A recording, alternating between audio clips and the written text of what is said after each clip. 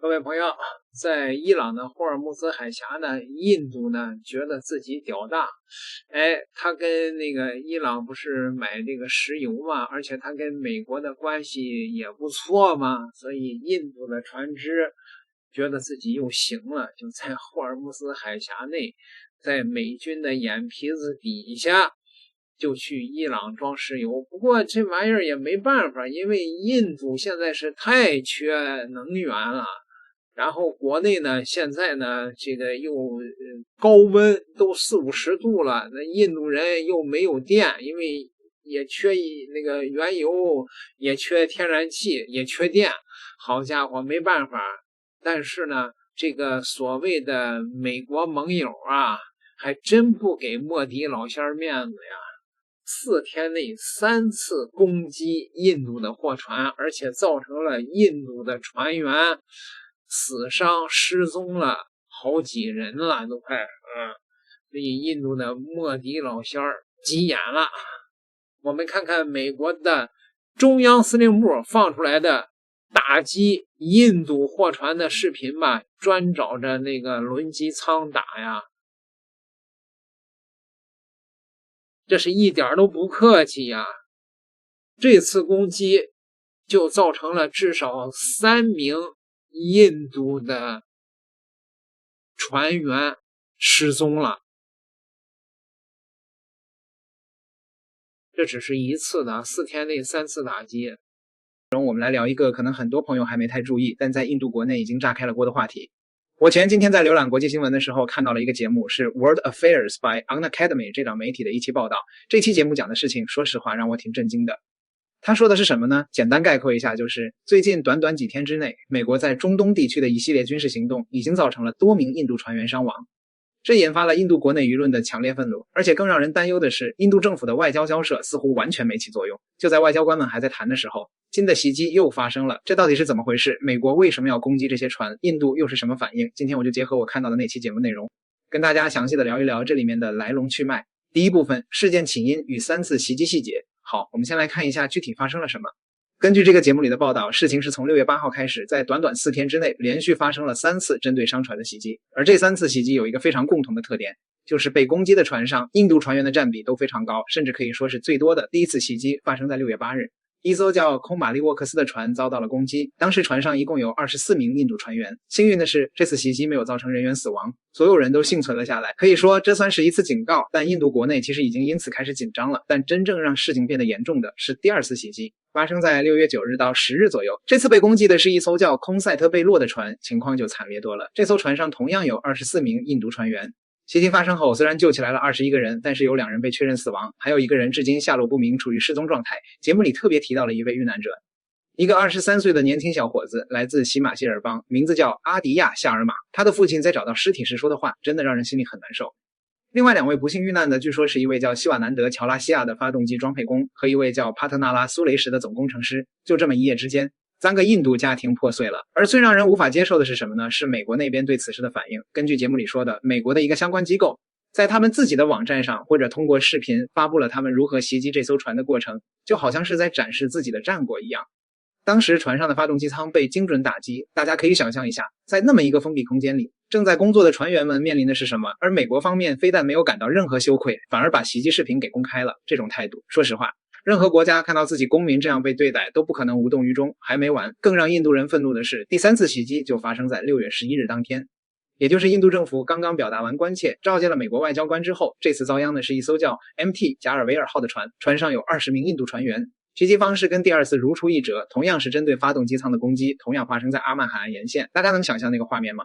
这边印度外交部刚发表声明，那边新的袭击就发生了，这给人的感觉就是你的话人家根本没当回事儿。第2部分，印度政府的反应与困境的面对这种情况，印度政府做了什么？节目里也进行了梳理。首先，印度政府召见了美国驻印度的外交人员，表达了抗议和关切。具体来说，因为美国驻印度大使当时不在，好像去哈萨克斯坦谈什么矿产合作了，所以印度方面召见的是美国驻印度的临时代办，也就是副使团长一个叫杰森·尼克斯的人，印度外交部的一位副加秘书拉格拉杰。奈杜先生向这位美国外交官发出了类似传唤的照会，提出了正式交涉。印度政府也发了一份长篇声明，声明里怎么说的呢？节目里也念了。大意就是我们强烈谴责针对商船的袭击，我们正在密切监控局势，与阿曼方面合作协调搜救失踪人员。我们呼吁各方降低紧张局势，通过外交途径解决争端，保障国际水域的自由航行和贸易安全，遵守国际法等等。听起来是不是很熟悉、很标准的外交辞令？但是这个节目里的评论员就非常直接地提出了一个质疑，也是很多印度人正在质疑的，这种传唤和声明到底有什么用？事实证明似乎真的没什么用。一方面，美国方面并没有明确承认这些袭击是他们干的，虽然所有的迹象包括袭击方式、目标选择以及美国自己发布的视频都指向了他们。另一方面，就在印度发出外交召回之后，第3次袭击立刻发生了。这说明了什么？说明在绝对的实力差距面前，一句轻飘飘的谴责和呼吁是极其无力的。节目里评论员说了一句话，我觉得很扎心，他说我们发出的传票没有产生任何影响，我们的行动、我们的特使、我们的印美战略伙伴关系在这里都没用。第3部分，美国的理由与强权及公理。那美国为什么要这么做？他们总得有个说法吧。节目里也分析了美国的理由是什么呢？简单来说就是4个字：制裁执法。美国宣称这些商船违反了美国对伊朗的制裁规定，可能参与了受制裁的石油交易或者与伊朗的港口有往来，所以他们将这些行动称为执法行动，目的是阻止伊朗获得石油收入。他们还声称这些是受到美国制裁的船只，有些甚至关闭了定位追踪器，所以他们要采取行动。好，我们来剖析一下这个理由。节目里评论员就提出了几个非常关键的点。第一，这不是联合国授权的封锁，这是美国单方面实施的制裁和执法。从国际法的角度来说，这本身就存在巨大的争议。联合国下属的国际海事组织 IMO 也对这类针对商船的袭击表示过谴责。第二，美国目前并没有和伊朗处于正式的开战状态。既然不是战争状态，那你凭什么在公海上用军事力量攻击一个主权国家？这里是船击国问题的民用商船。就算美国说这是武装冲突中的行动，但这套逻辑本质上就是在说我拳头大，我说了算。这其实就是节目里反复提到的一个核心观点， Might is right， 强权即公理。美国在做的根本不是什么维护国际法，而是在用自己强大的军事力量单方面定义什么是合法，什么是非法。节目里评论员原话是这么说的，美国现在所做的完全不符合国际法，它正在遵循 Might is right 的原则。所以印度国内的情绪才会这么高涨，因为大家看到的不是一个讲道理、维护国际规则的大国，而是一个只要自己需要就可以随时牺牲其他国家普通人生命，并且毫无愧疚之心的霸权国家。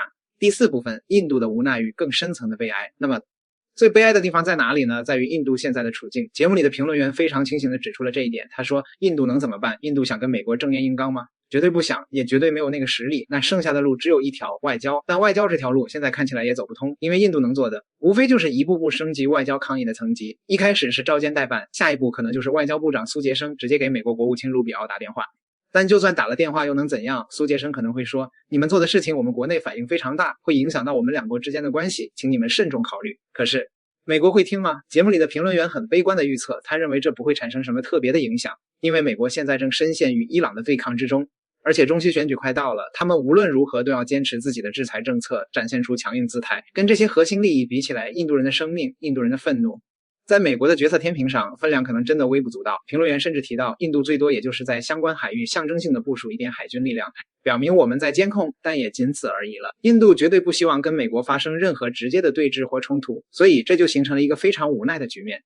印度人的生命在不断逝去，印度国内的愤怒在不断高涨，但印度政府手里却没有一张真正能让美国停下来的牌。这期节目最后，评论员说了几句让我印象很深的话。他说，现在的世界正在走向一个方向，就是强权即公理。如果你拥有力量，你就可以为所欲为。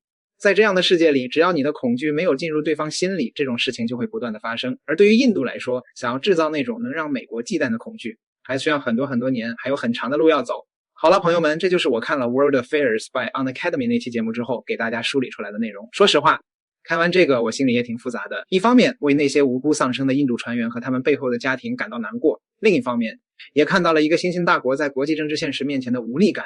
这不仅仅是印度的问题，也是所有发展中国家在面对超级强权时可能都会遭遇的困境。最后节目里也提了一个问题，我觉得可以留给大家一起思考，如果你是印度政府的决策者，面对这种情况，你觉得印度还能做什么？欢迎在评论区留言，说说你的看法。 Yesterday we condemned the attack on a ship off the coast of Oman, in which unfortunately we lost 3 Indian nationals. We had summoned the US CDA here to register a strong protest. The continuing incidents of attacks on shipping in the region are deeply worrisome and a direct result of the ongoing conflict in the region. These attacks must cease and end. These attacks came from the US naval US Navy that is stationed there.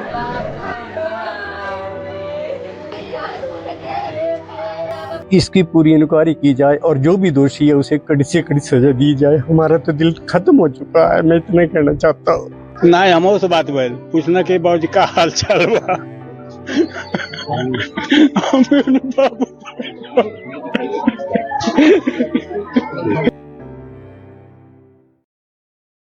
是印度是被打急眼了啊，去抗议去了。可是抗议如果管用的话，对吧？那还要这个军队干嘛呀？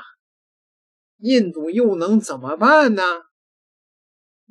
凉拌，打掉牙，往肚子里咽呗。点个订阅，咱们下期再聊。